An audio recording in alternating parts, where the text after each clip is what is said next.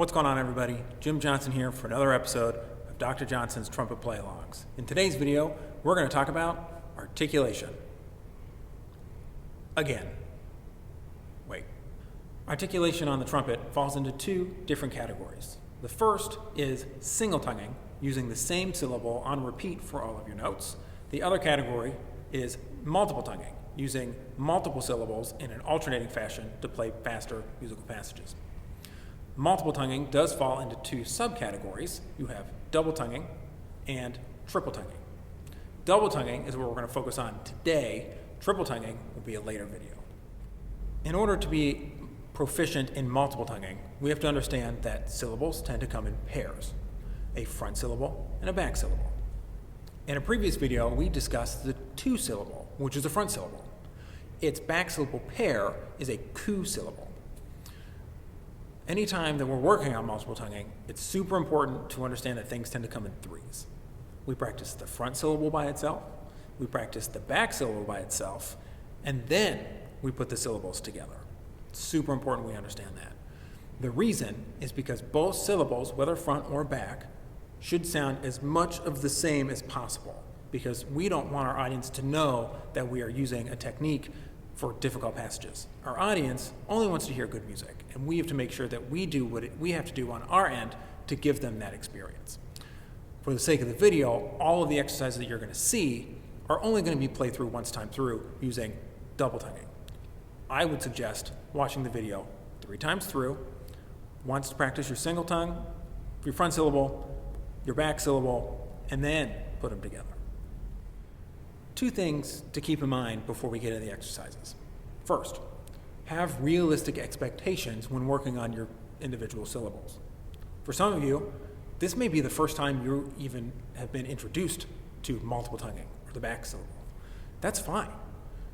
Go into these exercises understanding that your back syllable is probably not going to be as clear as your front syllable. Imagine, writing with your non-dominant hand for the first time. It's probably not going to look super clear. The goal is that over time, you refine that back syllable to make it sound as good as the front syllable. The second thing, slow and steady wins this race. Multiple tonguing is used in faster passages, but that doesn't mean that we just hop into the deep end. Take the time, practice these exercises slowly, focus on the consistent alternation of the front syllable to the back syllable.